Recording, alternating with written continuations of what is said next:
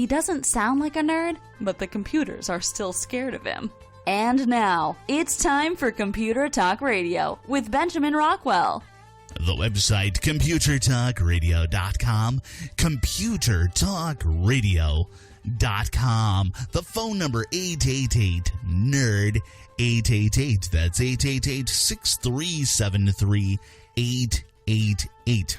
Now, coming up next week, I know, next week, we're going to be talking about, yes, purchasing time. It's back to school. You've got to know exactly what you want to buy as far as laptops, computers, tablets, all of that. We're going to cover the entire A to Z on this. This is the big show. We do this a couple of times a year. This is one of those times, back to school. We'll do it again later on at Christmas time. There are some interesting new updates as far as what to look for. Coming up later on this hour, we'll have Keith M. Sedor. I'm going to do a brief update on what happened at Black Hat, one of the biggest items I saw, a couple of them, actually. And then next up this hour, I'm going to do Nerd Myths. It's summertime. I want to have some fun. So I'm going to address a couple of things like, do we all wear glasses? Do we all have pocket protectors? What about chess club? Yeah, there's a lot to that. And again, that's coming up next. But first, let's dive into, the computer news, the technology news, and there's always stuff going on. Off in Britain, there is this movement going forward, and about 15 million people are seeking digital detoxes. What they're doing is they're doing whatever they can to get off of the internet immediately. Now, this is a very interesting concept, and what happened was they found that this was actually giving them a little bit more productivity. They're enjoying life more, and at times I think, wow, I'm envious of them to some extent. And this is one of those things that they have gone forward, and they've ditched their smartphones, their tablets, and their connections to the internet, even if it's one of those things where they do it once a week or maybe be just a matter of once a month. In this concept, basically, you're grounding yourself from the internet. Is very interesting. I enjoy this concept, and again, I'm envious of the entire thing because of the fact that, I pretty much have to stay connected. It is very rare that I am not connected, and this is because of my job and because of, this radio show and answering your questions. That's why I give out that phone number. I'm always answering questions, and that's all right. I enjoy it. Believe me, I enjoy it. It's fun talking to you guys. Windows 10. Oddly enough, the Windows 10 free upgrade pretty much disappeared. Yeah. Very interesting how that happened. Usually, Microsoft gives a deadline and then go, you know what, we're sorry, we gave the deadline, but, we're going to give you a matter of a month longer. Yeah, so even still, there are some distinct methods that are available out there. One of them is by entering in an unused Windows 7 or Windows 8 registration key. And that's an interesting one. Microsoft is saying, well, you can do that. And it appears to be quite legitimate, but they're not telling us how long they're going to allow that. And they're not really looking for a whole lot of publicity on this. They haven't come out and said, yes, if you do this, which is kind of odd for them. But we know it still continues, and it's doing all right there. The anniversary update, the Windows 10 anniversary update, came out this past week, and it added in a number of different features and so forth. I'm going to touch on those probably in the next couple of weeks. Not next week, but the couple of weeks following that. But we'll get around back to it. It's not anything exciting, so don't worry about it. You're not missing a whole lot. Off at the Democrat National Convention, there was a bunch of stuff. A bunch of people were jumping out saying, that's a white noise machine up there, and that's being used to drown out any Sanders supporters. Huh? Yeah, well, apparently they had this concept that, that this white box up here somehow is going to select out all of the Sanders supporters, and it's going to mute them with white noise, but everybody else will be heard just fine. So it'll drown out the boos, but not the clapping and the cheers. Huh? Yeah, okay. What it really was a Cisco router. A Wi-Fi router, just a standard, basically allowing people to get access to the internet. Really, that's what it is. That's all it is. Sometimes people look. I understand wearing a tinfoil hat. You just have to take it off once in a while. I don't wear mine all day long. I don't want you to either. He keeps the heat in, and that makes things go a little, yeah. Anyways, one of the interesting things that I saw, a photographer by the name of Carol Highsmith. She was basically sitting around, and what happened was she got a bill demanding a settlement payment of $120, or they'll take her to court because she was using an image online that basically they were saying you're infringing upon the licensing. Yes, Getty Images said, we're going to sue you. The interesting thing was, it was one of her own pictures. Even more interesting was, these pictures, which she has something called the Carol M. Highsmith Archive, which probably it has about 100,000 images. She donated to the Library of Congress and to the public. The Library of Congress called her act, this donation, quote, one of the greatest acts of generosity in the history of the library. So let me underscore this. They actually went, Getty Images, acquired these images, and then went after her, threatening a lawsuit for the usage of those images. Yeah, Getty's in trouble. How much trouble? Well, she's suing them. She's 80 years old, and she's suing them for $1 billion in damages because they have illicitly claimed the rights to almost 19,000 of her photographs. And I went online and I looked at some of her images, and there's a reason why they like these images. These are amazing images. She is one of the most amazing photographers I've seen. Some of this stuff is just brilliantly beautiful. Great framing. It's all classic photography. It's just amazing on this. So yeah, go on over. Go to the Library of Congress website and check it out. You can check out all kinds of images that they've got there. The latest report is that, our electronic voting machines, they may not be as reliable or as safe as what we would hope them to be. And what's bad is we've known this for a long time. How long? Ever since I heard about electronic voting, it's been a problem. These ideas that everybody has of let's do voting online, let's go online, and this is how we're going to exchange all of our information as far as who we want to vote for, and it gives us a chance to change our minds. Well, that becomes even more manipulatable if they do something like that. So I'm not keen at all on that. The entire censorship argument continues, and what keeps going on all the way along with this censorship is Michael Savage was censored because he put up a link to a story about a Muslim migrant killing a pregnant woman in Germany. And apparently somebody found that link offensive. So they basically screamed and complained, and they blocked him. Another censorship item, Siri is blocking any search for a major movie called Hillary's America. It's the top-grossing documentary so far of the year. And, even Apple is jumping in on the censorship thing.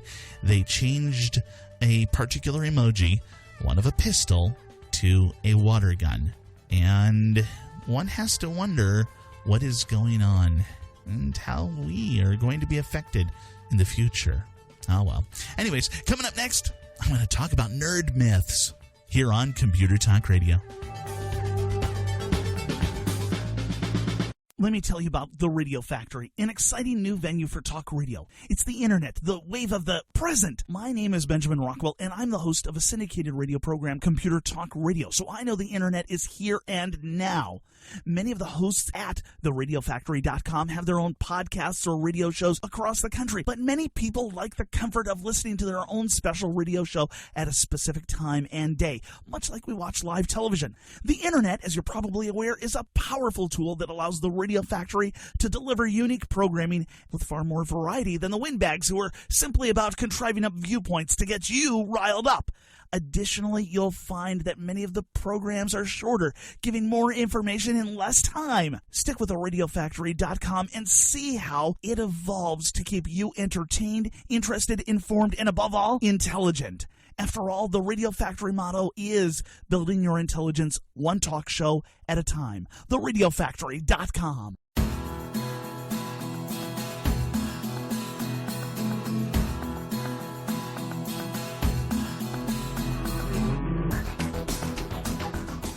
The website, computertalkradio.com, computertalkradio.com. I'm going to give you a real quick notice as far as what is coming up next week. You're going to hear this throughout the show, of course.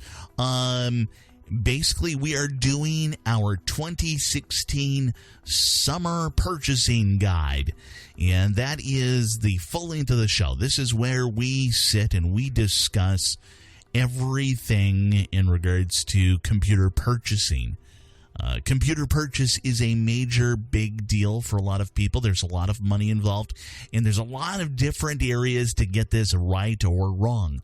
I do this twice a year, and I go into different levels of details at different times because of, well, the entire environment is changing, and or it's a matter of basically the 2 times of year when we have to do it, which is back to school, which is a favorite time for a lot of people, and it works out to be summertime, and then Christmas buying season, which is also a favorite time to buy computers. So we'll be talking about that next week, and then again when we get back to around to Christmas. I want to just relax a little bit here. Of course, the Olympics have started, and it is summertime. So I do want to get into regular stuff, but I do want to have a little fun. I want to talk to you about something that is near and dear to my heart. That is being a nerd. Yeah, pretty much, plain and simple, I am a nerd. What's the phone number? 888-NERD. 888. Okay, so I surround myself with the entire concept of nerddom, nerdosity, whatever kind of nerdy word you want to assign to being, well, a nerd. There are a number of different directions. Of course, there's the phone number. I wear nerdy glasses. I joke about having pocket protectors. I actually have a couple of pocket protectors, but I usually only use those actually when it's good for a gag. There's actually an ongoing joke about the counter-rotating propeller beanie. I do not have a counter-rotating propeller beanie. I actually have one propeller beanie. And, that was my brother-in-law My brother-in-law, Bill, came up with that whole counter-rotating propeller beanie, and it was great, and of course it stuck. But I want to talk about nerd myths, and I want you to just think about some of these things, and some of these things are probably obvious to you, or maybe not so obvious to you. But I want to have fun with this, and if you have any nerd myths, I want you to feel free to contribute to them for future times when we talk about this. But let's go with the first one right off. All nerds are science or computer nerds. Okay. I'll tell you right now, there are sports nerds, there are car nerds, there are Bible nerds, there are gun nerds, and it's all a matter of this level of passion and education that you have on a particular topic. And it doesn't have to be business related. Maybe it is a business related thing. Maybe you're an accounting nerd. You are a professional accountant, but you're also an accounting nerd. You're the one that everybody goes to if they've got a question in regards to accounting. You're a medical nerd. Everybody goes to you, and they know they can feel comfortable with asking you medical questions. Now, this is all of your friends, mind you. This isn't, and this is, maybe people outside of certain areas. Computer nerds, we go a little bit wider. People find out we're computer nerds, and they have no resistance towards asking us questions, and that's okay. I enjoy that. I welcome that. I know some of my fellow computer nerds, they say, no, I'm not on the clock right now. I'll answer it when I'm on the clock. Oh, by the way, I charge $100 an hour, $125 an hour, whatever it is that they say. And, yeah, me, I like answering questions. I like helping people. Now, some computer nerds also, or actually any of these nerds, whether it's your gun nerd, Bible nerd, car, sports, computer, science, whatever it is, we also like other areas. There is usually not a singular area where yes, there's this one area where we're really, really nerdy, but there's usually a number of other interests that we have, all of us.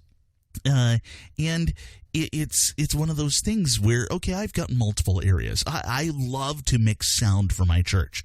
I am not a Bible nerd, per se. But I do enjoy the Bible. I do enjoy church. I don't consider myself to being like Hank Hanegraaff or Greg Laurie or any of these guys. You ask them a question, they're like, well, yes, if you look in Mark chapter 3 and you compare that over here to Psalms and whatever it is, and I can't do that. I've read the Bible a number of times. I can't do that. I can't memorize the Bible. But there you go. So there's a number of areas where I am suitably nerdy. Nerds, this is another nerd myth, nerds have little or no friends, and they have no relationships. They have a hard time with relationships. Well, frankly, okay, first off, nerd couples get along better due to common interests. So, my son and his wife, they are gaming nerds, particularly Zelda. They have all of the intricate knowledge of Zelda from the very beginning to current and then some. They both have a number of other nerdy interests in common with each other, and that actually has helped them get along very well, and that's actually a really cool thing. This happens all the time. They have common interests. My wife is slightly nerdy in a number of areas, but not truly a computer nerd. She has a deep fascination for science fiction, which is actually kind of great. She actually did some pen paling with Ray Bradbury, of all people, when she was in high school. I'm like, Ray Bradbury? Really? Wow. So that, that's an awesome link right there. So we do talk sci-fi, and we do talk some of these other things. So that is one thing. Different social settings too occur with nerds. Different kinds of just how we get along with each other, as far as we hang out more with at times with nerds. And we may not really enjoy different non-nerdy things that everybody else does. Doesn't mean that we have no friends and no relationships. The next one. All nerds look nerdy. Okay. I am thinking of 3 people just right off the top of my head. 2 of them... no, actually, all 3 of them have worked for me at some point in time.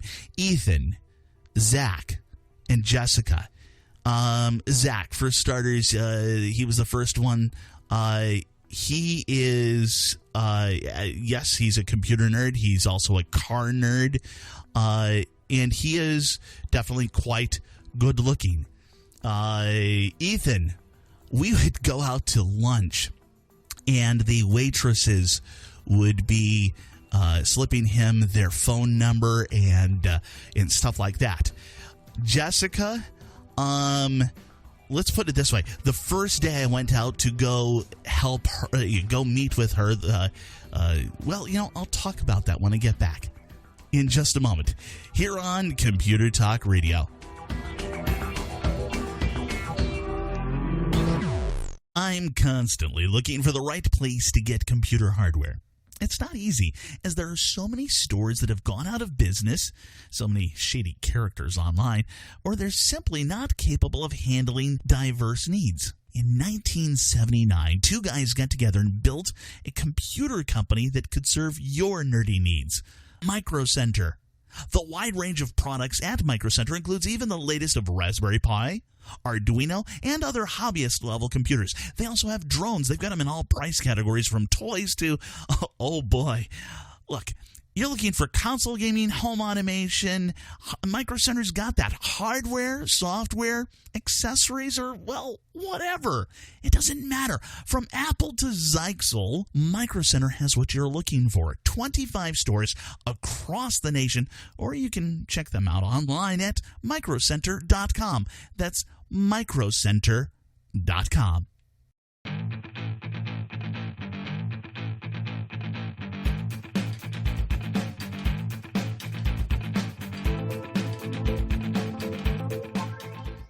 Next week, the Computer Purchasing Guide. Yeah, that's real simple. The website, phone number, 888-NERD, 888. That's 888-6373-888. And we're talking about nerd myths. The nerd myth I'm on right now, all nerds look nerdy.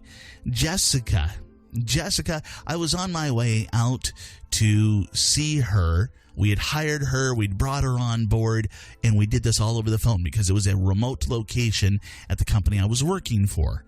I was on my way there, and people were calling me saying, "Hey, who is this hottie that you've hired?" I'm like, "What?" Yeah, I get there, and Jessica was,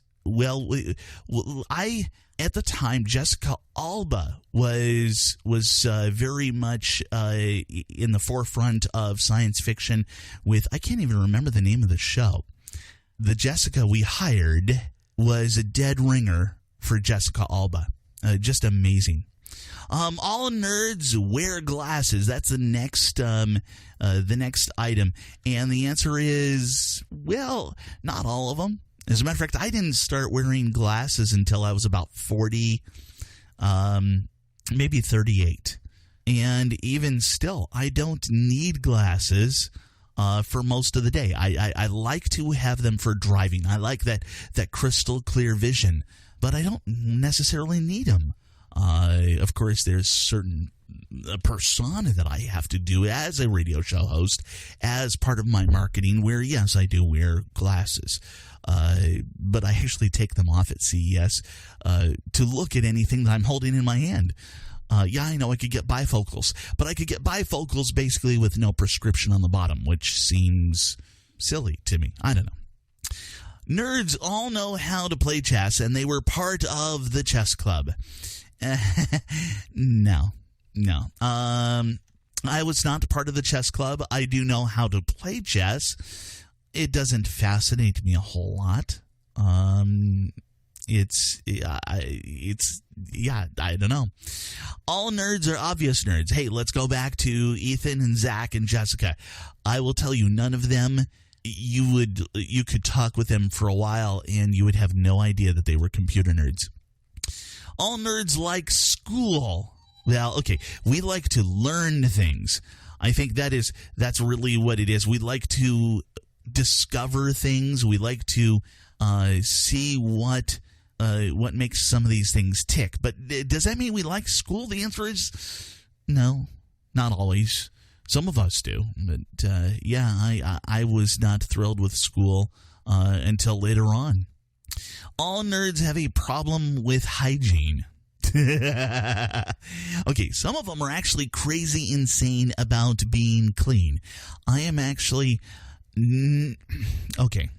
I am not some hypochondriacal germaphobe, but I do wear I do wear nitrile gloves when I am working on computers, just because I find it easier. When it comes to time to clean up, I just take the gloves off, and there's all kinds of gross stuff inside of computers. No, I will shower. I definitely shower on a daily basis, and sometimes a matter of a couple of times in a day. It all depends on what the weather's like and if I've gotten dirty. We don't have problems with hygiene. Nerds' favorite genre is science fiction. Okay, I do like brainy stuff, and I'm going to speak for myself here. It's actually my second favorite. I like action comedies first. Science fiction, it will easily draw me in, but I much prefer. I actually prefer action items which don't get into the technology. What was it? One of the Die Hard movies, the one that was based in Washington, D.C. I was dying through the whole thing because they got all kinds of science wrong. And same thing with science fiction. Some of the science fiction that I go to, it relies too much on science, or it gets the science wrong. So that's always rough. Nerds spend every moment in front of a computer or with their noses in a book. Okay. No, we do spend time in front of the television as well, and in front of our role-playing dice. And, no, I'm kidding. We do have a life. We enjoy relaxing and spending time with our families. Nerds, every nerd I've met, with rare exception, has a normal life. I've got one that comes to mind that doesn't. And mind you, I know a lot of nerds. I know a ton of them. I know some of them. They're nerdy at work, and they have nerd knowledge, but they are ultra normal, and they pretty much eschew computing and nerdy stuff when they are not at work. Here's another one. Nerds work alone in dark areas. The Batcave. The dungeon. No. Although I do have... I have turned off a couple of lights in my office area at the office. Most of the lights are on. I turn them off because of glare on the screens.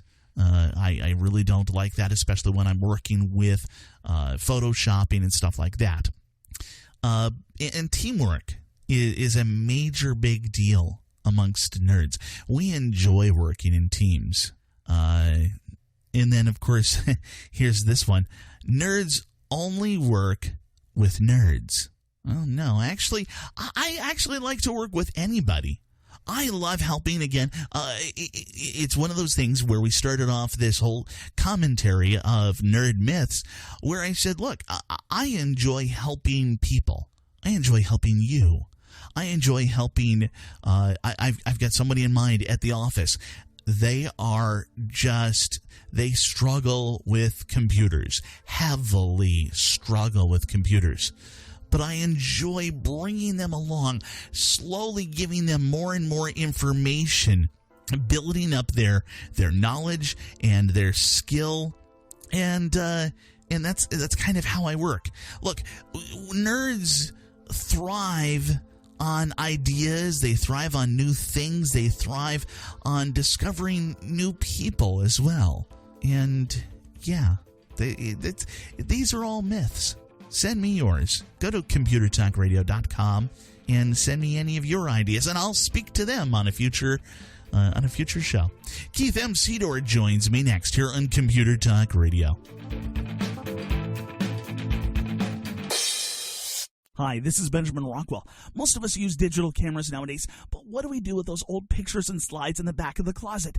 Well, let me tell you about Legacy Digital Productions. They specialize in taking your old memories on film, videotape, and slides and digitizing them to DVDs. If you have boxes of old slides, then you know they fade more and more each year. Let Legacy Digital scan them for you and stop the aging process dead in its tracks. You'll get beautiful 10-megapixel digital files, color-corrected and ready for printing. All this is done faster and cheaper than buying a film scanner and doing it yourself. Your files are then burned onto gold archival DVD discs where they will last for generations. Call right now, mention my name, Benjamin Rockwell, and receive a 30% discount on your order. Call toll-free 1-866-2-LEGACY. That's 1-866-2-LEGACY. And tell them Benjamin sent you. Your memories are priceless, so call 866-2-LEGACY now.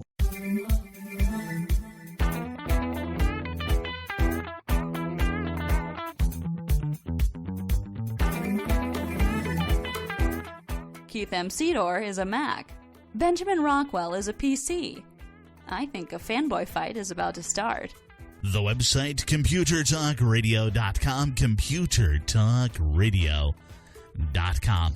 If you have any questions for us, you want to talk to us about anything, go to the website, scroll on down to where it says Contact Us, and just click there and then go and figure out how you'd like to contact us. Send us the information and we will get back with you. And that includes myself, Keith, Steve, even Marty. We're all in on this. So, Keith. Marty! You've got to get back with me. Wait. Back to the future. No, wait a minute, Jack. I just got here. Jennifer's here. We're going to take the new truck for a spin. We'll bring her along. This concerns her, too. Never mind. Let's stop there because I know it goes a little south there after that.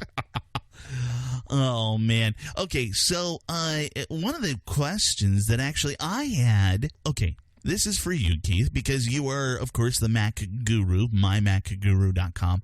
Also an Apple certified consultant. Yeah, and, you know, I've tinkered around with a lot of Apple and Mac stuff over the years, but I have no idea... You're part of the problem, Benjamin. I'm sorry? You're part of the problem. I'm part of the problem. Oh, wow. Okay. So falls under the category of jack of all trades, master of none. Oh, no, I've mastered a number of these items, just not the Apple area. Go to your podiatrist with a cardiac problem. No. I'm going to my Mac guy with a Mac question. Oh, okay. Well, let's do that then. There we go. Okay. So how does the airport, for those listening, you're going to have to explain what the airport is. Oh, I'm glad you qualified.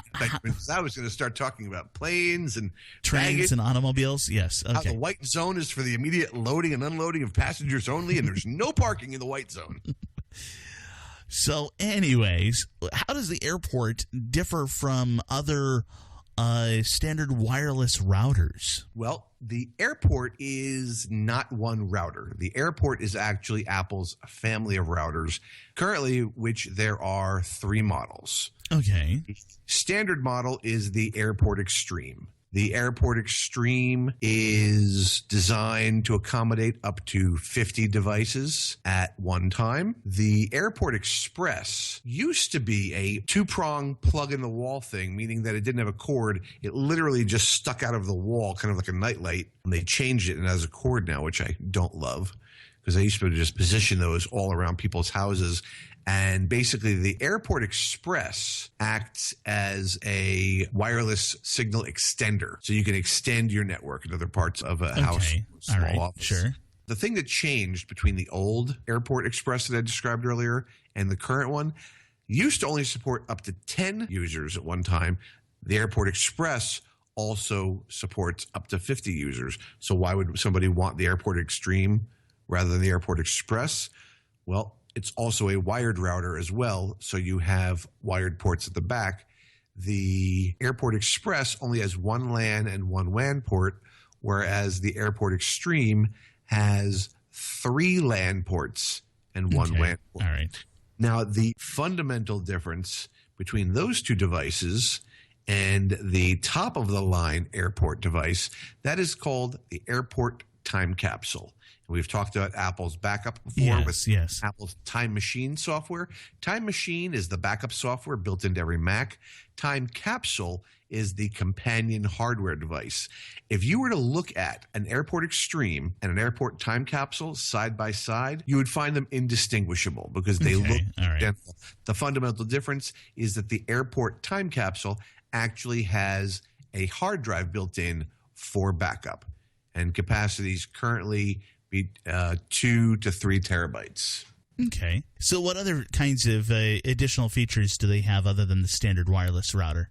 Well, one of the things that I find very interesting, logically, there should be no fundamental difference between an airport wireless router and any other router from any other vendor, whether it's D-Link, whether it's Linksys, any of the major brands. Sure. They all use the same wireless protocols. Now, that having been said, over the last 15 plus years that I've been building Apple Airport wireless networks, one of the things I have discovered is that whenever Macs are involved in these networks, for whatever reason, Apple products tend to play better with other Apple products. I don't know if it's because of certain chips that are being used, certain coding in the software.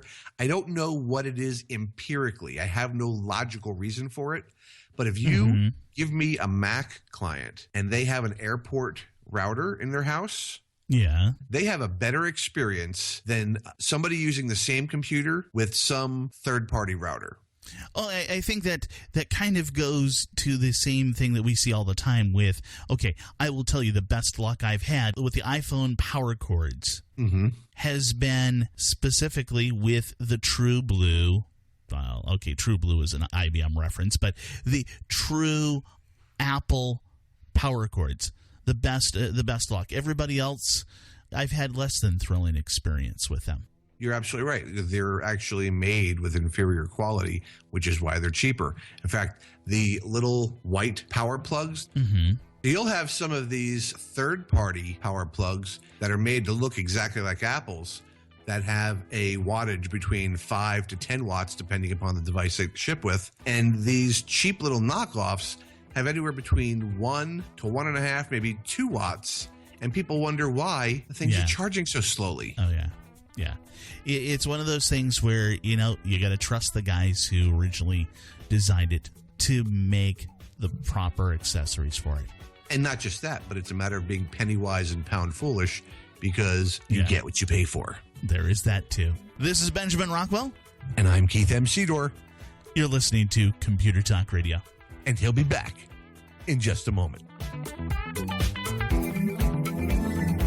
Years ago, I found a web hosting company that fit my needs as a computer nerd, as a radio show host, and just a normal person. Recently, though, it was clear to me that it was time to upgrade. But I had a choice between my old plan and the new one at 7 times the cost. It was that awkward point where I could choose between a sip of water or being dunked in a pool. I searched around, comparing the many options for someone like me. After searching around for 3 weeks, there it was, SiteGround. In proper fashion, I tested their customer service, their knowledge, and their willingness to do things the right way. The SiteGround salesman made sure that I didn't overbuy and get a 50-gallon bucket when a 32-ounce soda would do. These guys know WordPress, Joomla, and regular standard websites. These guys at SiteGround are awesome. SiteGround.com. Site, S-I-T-E, ground.com.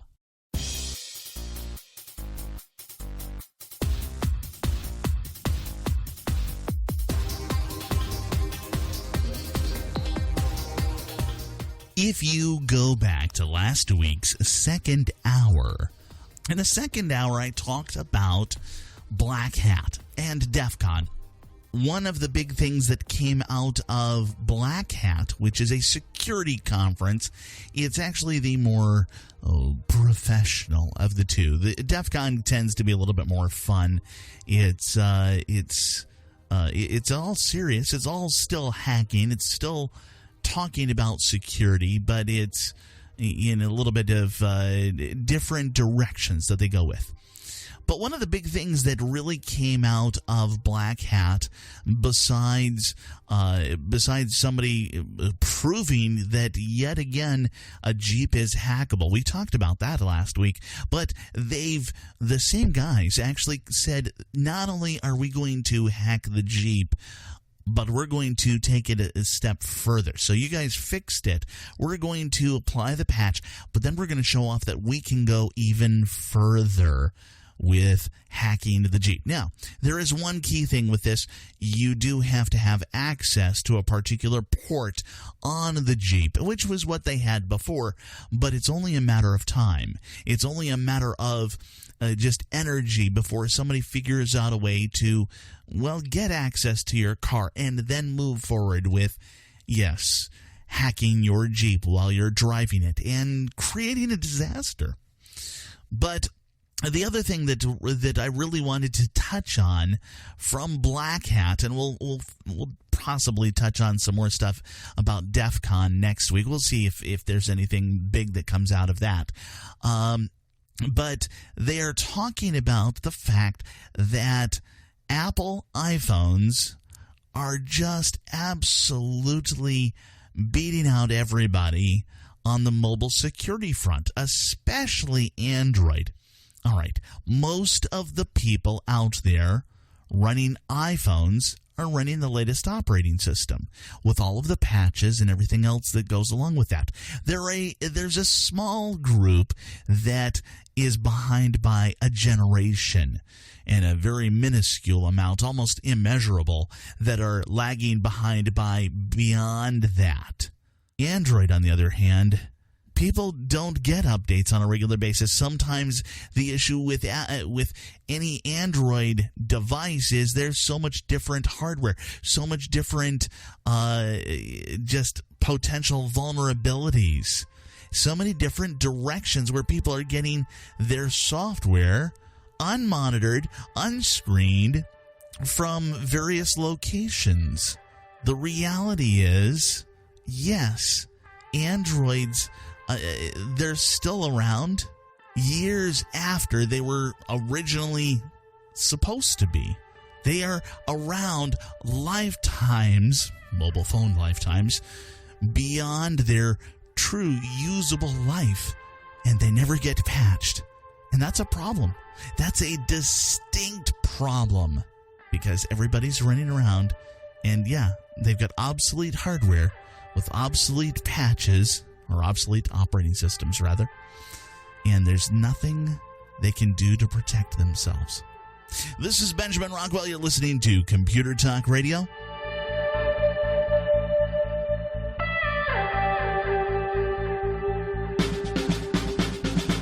Let me tell you about The Radio Factory, an exciting new venue for talk radio. It's the internet, the wave of the present. My name is Benjamin Rockwell, and I'm the host of a syndicated radio program, Computer Talk Radio, so I know the internet is here and now. Many of the hosts at theradiofactory.com have their own podcasts or radio shows across the country, but many people like the comfort of listening to their own special radio show at a specific time and day, much like we watch live television. The internet, as you're probably aware, is a powerful tool that allows the Radio Factory to deliver unique programming with far more variety than the windbags who are simply about contriving up viewpoints to get you riled up. Additionally, you'll find that many of the programs are shorter, giving more information in less time. Stick with the radiofactory.com and see how it evolves to keep you entertained, interested, informed, and above all, intelligent. After all, the Radio Factory motto is building your intelligence one talk show at a time. TheRadioFactory.com.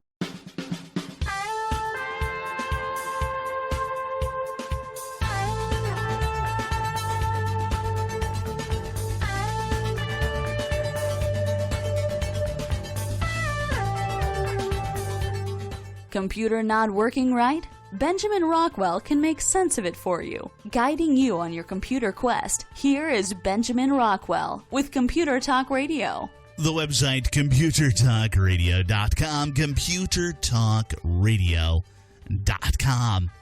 Keep that website handy. Keep our phone number handy, 888-NERD, 888, that's 888-6373-888. Coming up next week, I'm going to be talking about our summer buying guide for 2016 for buying computers. Here's the tricky thing. What I'm about to cover here in just a moment is top new computer user tips. Okay. Some of these, well, they're going to rely on you buying stuff when you buy your computer. It's just that simple. Others, you might want to refer back to them. So go back to computertalkradio.com if you are new to computers. And sometimes, I still get people who are new to computers that I've never had a computer before, but now I'm finally, biting the bullet and I've got my own computer. Okay, great. We're going to cover all of these different things. A lot of what I'm going to cover here is also a reminder, and this might be a direction you might move in the future for bettering yourself. Coming up later on this hour, we're going to have Steve Keske as well as Marty Winston. But first, let's get into these top new computer user tips. All right. First and foremost, power. The power of your computer is derived from the wall. Now, what is on the other side of the wall? Of course, it's all of the wiring. It goes all the way back to the power company or to your wind generator outside, your solar panels. I don't know. Wherever you get your power from, here's the thing. It's not reliable, not at least as far as computers go. We have different issues. We have the issues of electrical surges. That's where there's just a bunch of electricity coming through. We have brownouts. That's where there's not enough electricity coming through. Then we have blackouts. Yeah, that's no electricity. Yeah, that's lights out. That's everything's gone. At the very, very minimum for everybody. All of us. You, me, my friends, my boss, anybody who works for me, you've got to have a surge protector. That's a minimum. You put that on your computer. If you're using an old-fashioned modem, they also have those basically a surge suppressor for your phone line. If you have a cable modem or a DSL, whatever equipment that you've got, it should have a surge protector. Look, a surge protector helps protect your computer during an electrical storm, during any kind of just bad electricity. And, a storm can happen a matter of 500 miles away, and, a power line goes down. And sometimes just everything works out so that you get surges in your neighborhood, believe it or not. And this can save you a bunch of money in repair. It's one of those things that, the biggest issue is the headaches that are caused by you chasing after all of the data that you lost when your computer went gone.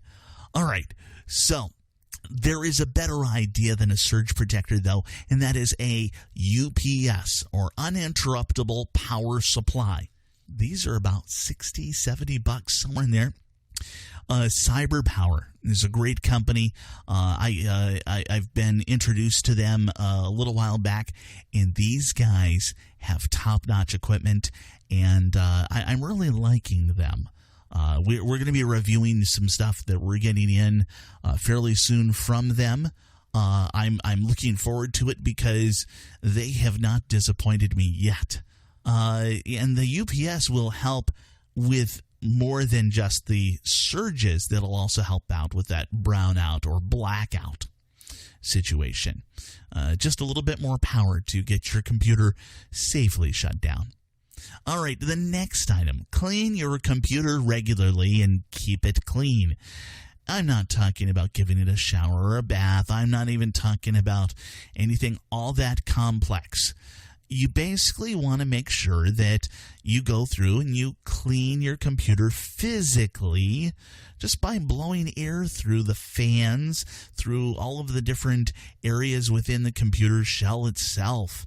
And this applies whether we're talking about a laptop or a desktop. Now, we've got to be a little bit different with a laptop. You're going to gently blow air into the vents that are on the laptop. You want to be very careful that you want to kind of blow the air past the vents. There's kind of a little trick to it. You want to see the dust coming out. You don't want to impact it into the computer. Usually the laptops are a lot better than the desktops. Desktops, well, they just don't have enough force going through to blow out all of the dust bunnies and clean the whole thing out. So we go along with canned air on a regular basis. Laptop, yeah, when it starts acting up, once in a while, if you want to blow it past the vents, for just a few seconds, see if you can get some dust out. That's also, that's kind of awesome. Desktop, you pull it apart, and I do this at least once a year, if not twice a year, depending on how dirty the computer is. While I'm cleaning physically the hard drive, or the entire computer, I also clean up the hard drive. I run scan disk or check disk. It depends on what version of Windows you're running. I do look at removing any data that I no longer need. I look at also doing backups. We'll talk about that just a little bit more in just a few minutes. But I go through and I make sure that it's a regular, routine spring cleaning, if you will. Now, next item on this list. Keep your computer and its programs updated. There are people who say, never run Windows Update. I think they're insane. All right. Yeah, once in a while you run Windows. If you don't want to run it all the time, fine. But here's the thing. Windows Update is what's protecting you. I think we've had a couple of minor updates come out where, a few computers went down. The last time we had one that was a major everything blew up kind of thing was when they were running Windows 3, let's see here, Windows NT 4.0. That was back in the mid-90s. That was Microsoft. Apple has had one a little bit more recently than that, but these are things we really should not be worrying about. Take your time, and if you really need to, wait a couple of weeks, but you need to do it on a regular basis. There is no such thing as a perfect software program or perfect hardware drivers or perfect whatever. That's why we're kind of updating this. We're going through.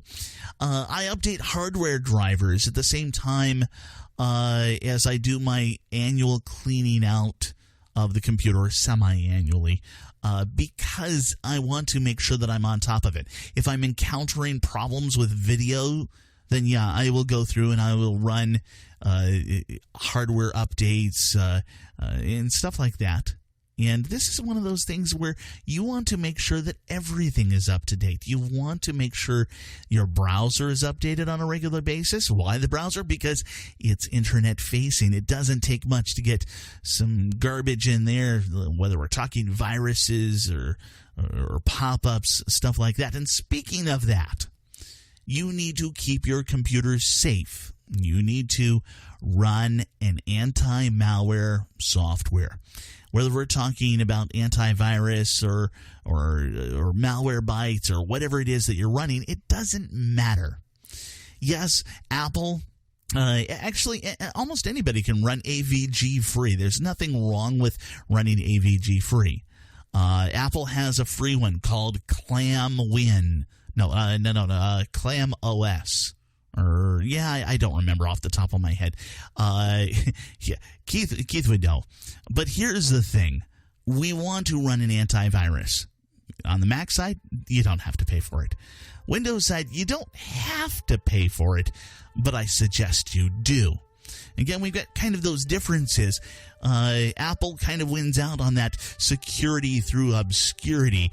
Matter if there aren't a whole lot of computer viruses, the build of the Mac operating system is a little bit different, so it's a lot tougher to get malware through on the Mac.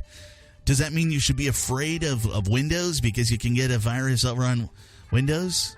No, not at all. Because most of them are pretty simple and beatable. Yeah, that's right. They're beatable. You know, I've got a lot of this stuff. I've got a lot more that we're going to cover here on Computer Talk Radio. Again, you can refer back to us again later. Go to computertalkradio.com and then look for the podcast or look for our YouTube channel. Either way. This is Benjamin Rockwell. I'll be back in just a moment. Let me tell you about The Radio Factory, an exciting new venue for talk radio. It's the internet, the wave of the present. My name is Benjamin Rockwell, and I'm the host of a syndicated radio program, Computer Talk Radio. So I know the internet is here and now.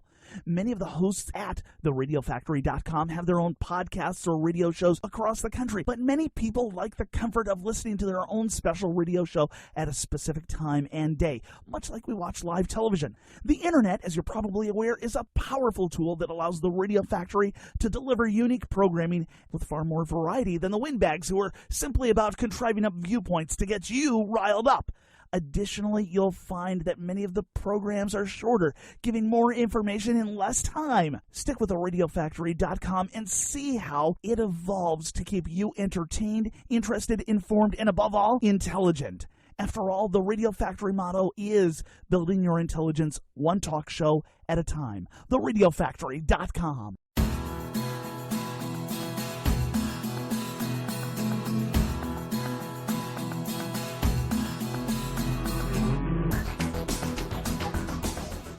The website, computertalkradio.com. The phone number, 888-NERD-888. That's 888-637-3888.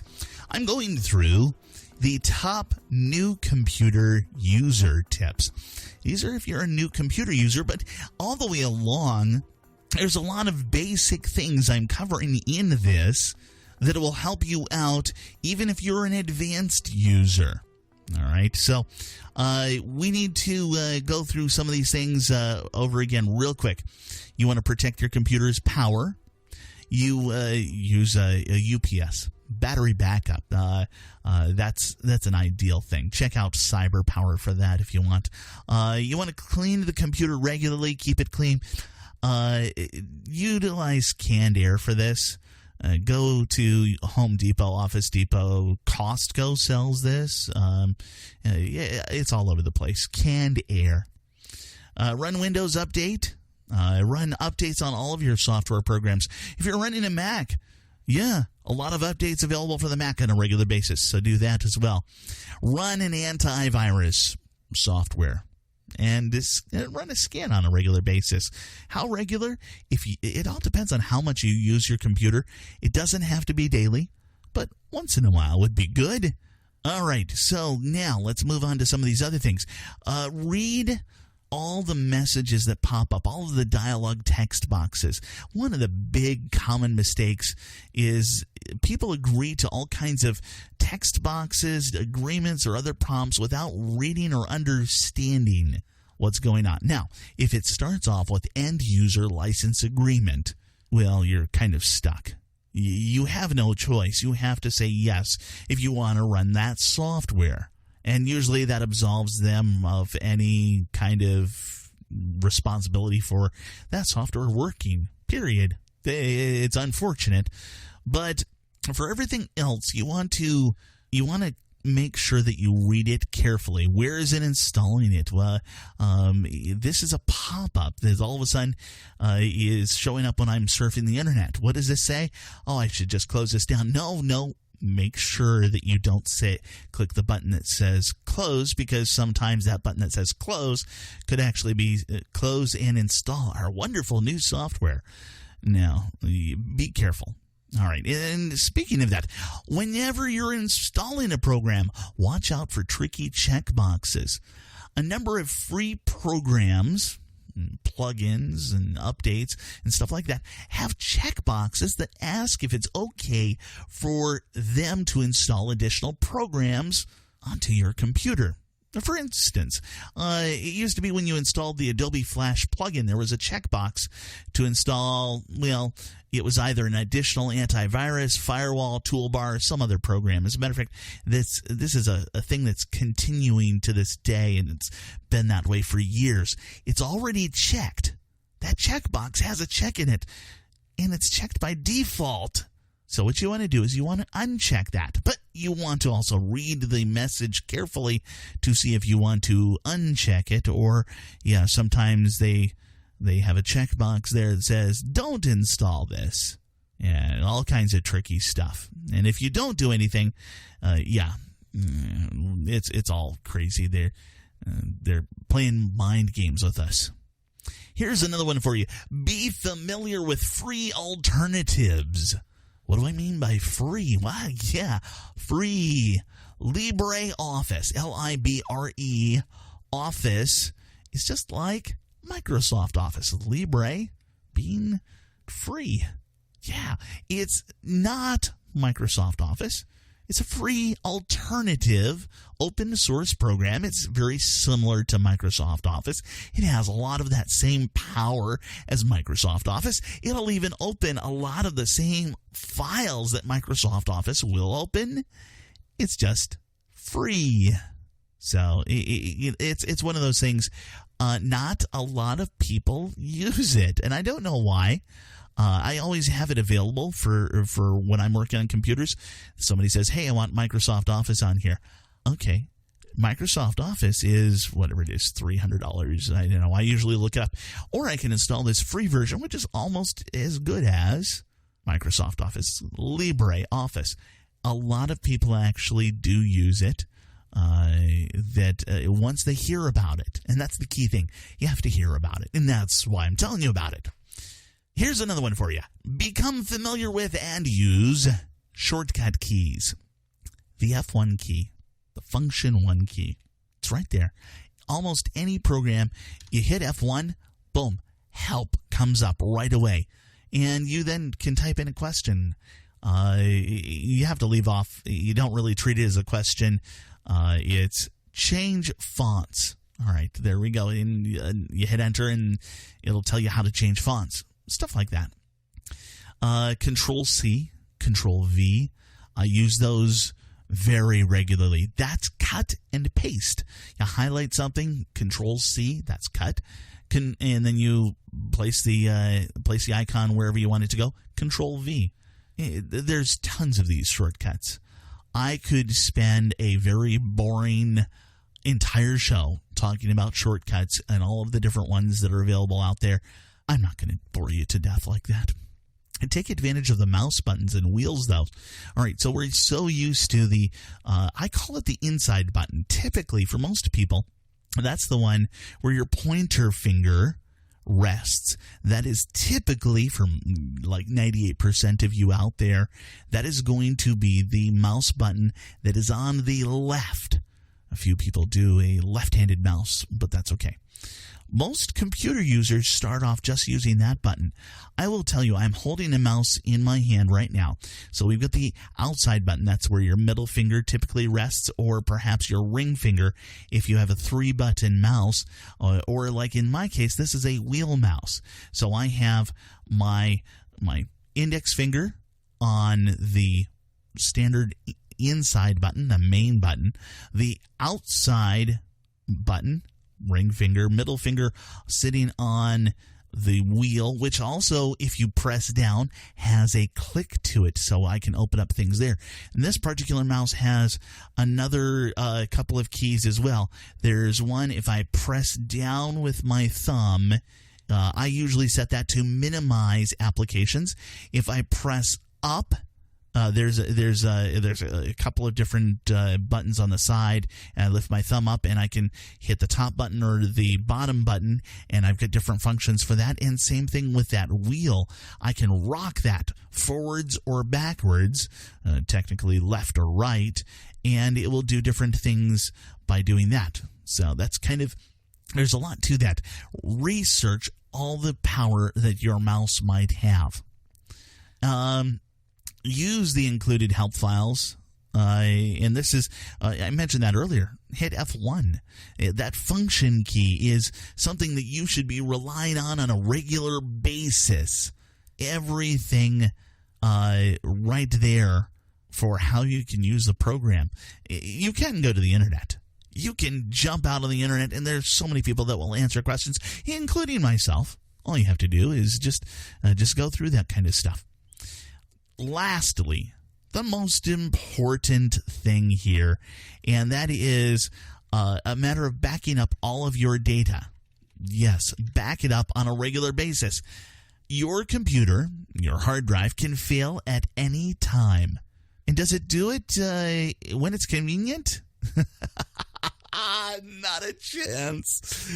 It does it without warning. We're all doomed. Yeah. It always happens at the worst time, I will tell you. When it does, when your hard drive fails, your computer fails, all of your personal documents, your letters, your pictures, your music, your video, whatever you've got on there, poof, gone. I just was discussing that with a friend of mine who's having a computer problem, and yes, he found out the price tag for replacing the hard drive, or rather fixing the hard drive. It was anywhere from $1,000 to $1,200 for the repair. That's a lot of money. Back up your hard drive. It's $100 for a 4 terabyte external hard drive. It's $100 very, very well spent. Marty Winston joins me next here on Computer Talk Radio. I'm constantly looking for the right place to get the things that are on my nerd wish list. It's not easy. There are so many stores that have gone out of business. There are so many shady characters online, or so many of them are just simply not capable of handling my needs in a one-stop shop. In 1979, two guys got together and built the brick-and-mortar company that could serve your tech needs. Of course, today, they've got an online presence, and it's called Micro Center. They've got tablets, iPad, yes, but also Android and Windows and all the accessories, too. They've got laptops, desktops, all-in-ones, Windows or Apple, of course, all covered here. Motherboards and processors, and okay, all right, who are we kidding? It's really everything to build your own PC. Keyboards, mice, surge protectors, software, tools, and thumb drives.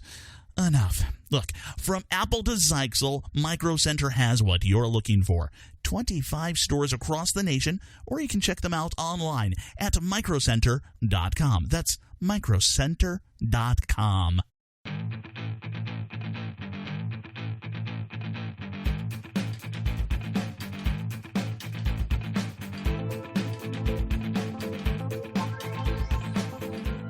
The website, computertalkradio.com, computertalkradio.com. Marty Winston joins me now, and he is the brain behind the 40-year house, or actually putting it all together. There's all kinds of brains in this house, but a lot smaller brains in the form of the Raspberry Pi. You know, let me actually have you start off by telling people who may not have heard about the Raspberry Pi just briefly what it is.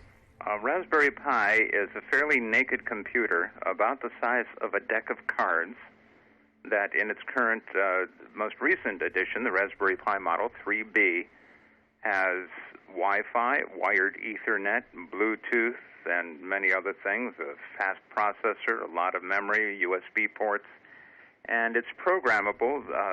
The easiest way is with a very accessible open language called Python. Okay. So now you ran into you ran into a very interesting problem. You hit on this just recently. You were planning on Bluetooth Smart Mesh with all of these different sensors and just have them talk via Bluetooth to a matter of a few Raspberry Pis. That's true. Aircable is a brilliant developer of Bluetooth Smart Mesh products.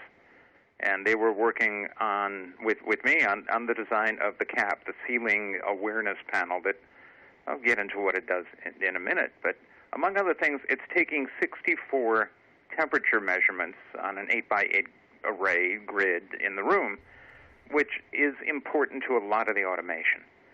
Now, 64 temperature measurements get taken 10 times a second, and there are 30 of these things in the house.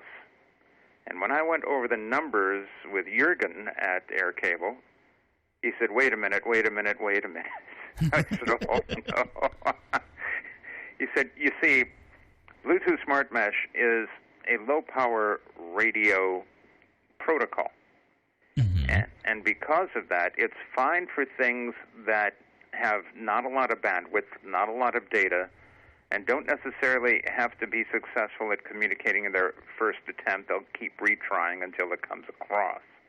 He said, but with so much data, you're going to flood it. You're beyond its ability to report the data reliably that quickly. Okay. And that was a moment. I said, well, can I use Wi-Fi? He said, well, not really, he said, because Wi-Fi saturates and needs reconnections if you have more than about 20 things connected to it. Oh, brother, wired Ethernet had to be wired Ethernet. But even 10100 Ethernet is more than enough bandwidth for this, and that is, I know, one of the connectors on a Raspberry Pi. Yes. And since there's no less expensive way of doing this, I took a look at taking the original concept for the cap, which was that 8x8 temperature measurement, relative humidity measurement, a whisker, as we call it, a proximity sensor, so if there's a fan blade blocking the view, it can get nudged out of the way, ambient light measurement. I thought, okay, we got the Pi in there.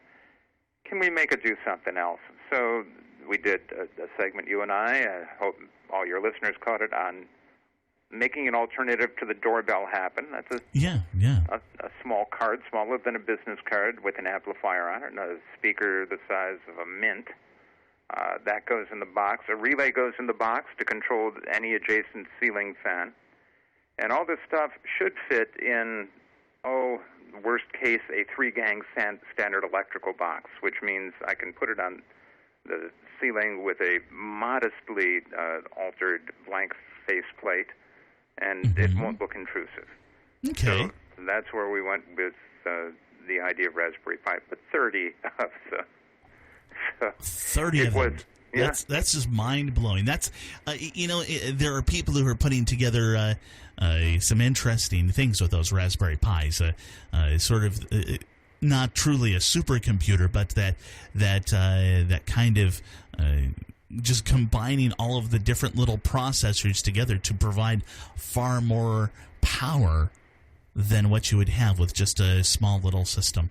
Yeah, it's like an army of small people downing a giant just by working in concert. They are individually quite capable, and then they have the ability to interconnect. As hardware platforms, they're extraordinarily open. So don't want to get too geeky on everybody, but it's a brainy little thing, and it's pretty useful. So now you did mention that they get programmed in Python. That's one of the programming languages that I haven't had a chance to look at it a whole lot. Have you had a chance to dive into that? And if so, how easy is it, or how hard is it? I just wrote my first Python function about an hour ago. Oh, really? Okay. And it's not hard. I mean, like any language, there are things you have to do. You have to follow indentations. You know, anybody who's done programming is familiar with if-then. There is no then in Python. It's if with the thing you're comparing inside parentheses and then a colon. And then Okay. if the then is simple, you can put it on the same line. If it's complex, you go underneath and you indent. And what was I doing? I was taking a look at the 64 locations in the room where we'll have temperature data, and looping through that count, extracting any datum that is above a preset point. I set 90 degrees Fahrenheit, and I'm adding that value and that pixel number to a list that gets communicated out on MQTT, which is that lightweight message transport that everybody loves. That's one of the things that happens. In the meantime, any temperature that is not above that is taken as part of the background temperature, and we take all of those other readings and determine from those an average background temperature. I also look at the minimum and maximum background temperature, and if those are greater than a delta, a difference that I establish, I can send a signal to stir the air in the room by turning the fan on. Otherwise, in a vacant room, a fan doesn't need to be on. If it continues, then we know we have reason to look at the ventilation system overall. It might signal a hole in the ventilation duct. Very cool. Hey, Marty, we're out of time for this week. Do me a favor, real quick, give out the website where people can find out more in regards to the 40-year house. It's 40yearhouse.com, 40yearhouse.com. Very cool. This is Benjamin Rockwell. You're listening to Computer Talk Radio. We'll be back in just a moment.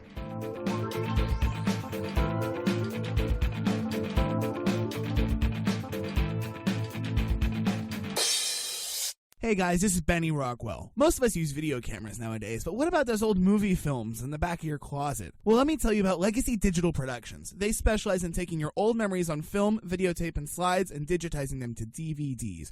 Imagine Grandpa's old 8mm and 16mm films that are just sitting in a box getting old and fading away. Legacy Digital will clean and recondition those films, capture them digitally frame by frame, and then produce beautiful DVDs of your precious memories on long-lasting, archive-quality discs.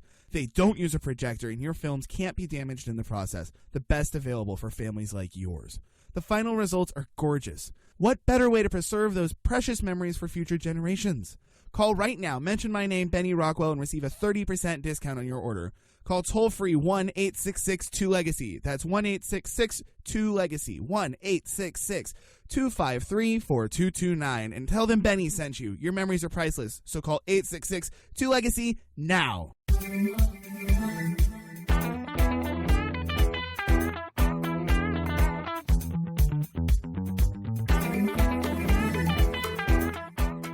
Steve Keske joins me now here on Computer Talk Radio. And Steve, we deal with a number of different things when we get to your segment about history. And, or anything else for that matter. Yeah, you know, we cover all kinds of different things. But you are our history expert here, and you are kind of the curator of our museum, if you will. But I'm trying to figure out a way to segue into your topic. I'll let you actually finish the segue. Well, the way to get into this is that this is something that probably somebody dreamed up, but somebody actually was a historian and thought, hey, why not? So they created an online malware museum. This is a very interesting direction to go in. The viruses over the years, the computer viruses, the computer malware. I will tell you that somewhere, I shouldn't even admit this. somewhere around in my various items that I've stored away, I have an entire box full of disks with various bits and pieces of malware from ages ago. You know, I started in the industry in 91 as far as being a field tech. Until then, I'd been in sales. But as a field tech, I had already they gave me the job of being the guy who handled all the computer viruses. And that was cool. So I kept copies of each of the computer viruses that I came across. So the Stoned virus, the Jerusalem virus, Friday the 13th. And we're talking, at that point in time, you could assemble a collection that was huge percentage-wise of all the malware that was available. Yeah, and right now this museum, basically online, deals with just that. Yeah? The malware Okay. from the 1990s. Okay, all right. From the stuff that you not so much got over the internet, but the stuff that you got on floppies. Yes. On your discs and things on this order. Sure. You know? Okay, so back in 91, I remember we passed somewhere, maybe it was in 1990, we passed the 1,000 mark. 1,000 computer viruses. Oh yeah. And since then, it's gone gangbusters. Back in the day when people were hearing about computer viruses and they were worried, oh, my computer, if it gets a virus, I'm going to get sick. No, it doesn't work like that. Your computer will get sick, but you won't get sick. No. I need to go on out. I need to get a shot. I need to get a flu shot for computer viruses. No, it doesn't work like that. But, and you're laughing, but I actually have had people, the people have actually told me this. Hey, I've had that conversation. I've dealt with people over the years that say, I can't get my computer to work. I said, do you have it plugged in? and I've actually had people say, do I have to? Yeah. I mean, I've had that too. Yeah. So yeah, I've had that and other things. And of course, we talk about viruses, and we're talking about a whole bunch of other stuff, and I work on mainframes for a whole bulk of my program. Sure, yeah. And we talked about can you get a virus on a mainframe? Well, yeah, you could, but your probability of getting one is really, really vague, and it's really out there. You're really not going to get one. Yeah, well, it's because the access to the mainframes was not there. Was not there, and then there was also the situation of even if you got it onto a mainframe, the diversity of all of the mainframes was so wild. Yeah. I think the first virus was a proof of concept, and from memory, I'm doing this totally from memory. It was a proof of concept. It got in the wild, and it was non-destructive, but it was an annoyance for some of the people. But that was in the mainframe days. That was the first computer virus, if I recall correctly. It wasn't until later when everybody was running the same version of DOS, and that made it easy. And then it was the any version of DOS. Then Oh yes. Yeah, and things like the Frodovirus. Frodovirus. Oh, yeah, that came out on September 22nd, which was, again, according to J.R. Tolkien, it was the birth date of who? Frodo. I called it the Frodovirus. I don't remember that one, but you know what? There's so many that I've dealt with. Again, probably in those boxes, I probably have the Frodovirus. I probably, I know I have a copy of Melissa, a copy of Michelangelo, a copy of Code Red, a copy of Nimda. Some of the far more recent ones. And just as I dealt with them, I made copies of them. And locked them away.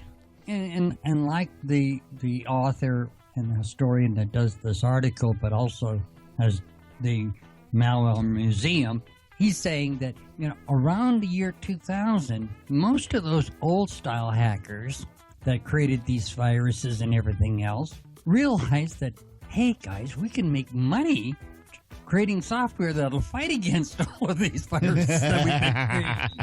And so the tide kind of turned there for a while. It did, but it's still going and it's still plaguing us. Oh, yes, it is. This is Benjamin Rockwell. That's Steve Keske. You're listening to Computer Talk Radio. My closing comments in just a moment.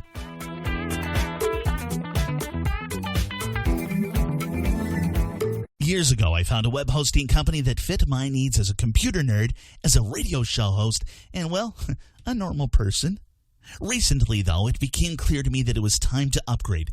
I had a choice between my old plan and the new one at 7 times the cost. It was that awkward point where I could choose between a sip of water or being dunked in a pool. I searched around, comparing the many options for someone like me. After looking for 3 weeks, there it was, SiteGround. In proper fashion, I tested their customer service, their knowledge, and their care, their willingness to do things the right way. The SiteGround salesman made sure that I didn't overbuy and get a 50-gallon bucket when all I needed was a 1-gallon bucket. The folks at SiteGround know WordPress, Joomla, and more. SiteGround.com. SITE ground.com for your web hosting needs. SiteGround.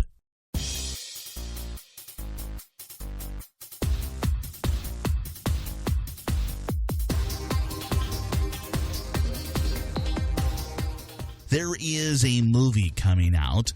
It is from DC Comics. And it's another one of those superhero movies, and it's a crazy mashup of a bunch of folks getting together. Anyways, don't even worry about that. The issue is not so much about the movie. It's about a website called Rotten Tomatoes.com. Now, initially you'd think, okay, something weird. But if you have been on the internet any length of time, you know that Rotten Tomatoes is the website for reviews. Yeah, all kinds of movie reviews and television reviews and so forth. It comes from the age-old thing of whenever somebody would get up on stage, an actor would get up on stage and they were doing a particularly horrible job, the audience would throw Rotten Tomatoes at the actor or actors, especially if it were a particularly bad play. And that was how they basically indicated that there was a problem. Now, this entire concept of a website that continues that is actually kind of cool. They track all of the major critics across the country, and they track a lot of regular people, regular viewers from the audience, like you and I, and how we feel in regards to this movie or that movie or whatever. Well, apparently, a number of fans of the DC Comics and all of the films based on DC Comics basically have said, we have a new crusade. We are going to launch this petition, and we're going to get Rotten Tomatoes completely taken down off of the internet. I have no idea what to even think about something like this. I have no idea what gave them the idea that, we're going to just petition, we're going to develop this petition, and we're going to send it to the United States government. Well, the United States government isn't going to turn off this website. As a matter of fact, everything we've seen lately has been we're giving up control of the internet to various unknown entities, different controls going off to different portions of the world. Look, if you're one of those fans that happens to be, you really enjoy DC Comics and you really enjoy those movies, that's all fine and dandy. Just understand that the entire movie industry is doing a very poor job of representing most of the DC Comics movies.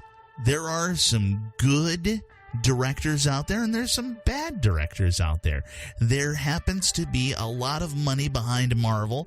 It's called Disney, and again, it's like one of the biggest groups out there as far as making really good movies. I mean, look, Disney and Pixar. Name a Pixar movie that failed miserably. Yeah, this isn't the right game to play. You're not going to get them shut down. Rotten Tomatoes, not a chance. This is Benjamin Rockwell. You're listening to Computer Talk Radio. We'll catch you next week.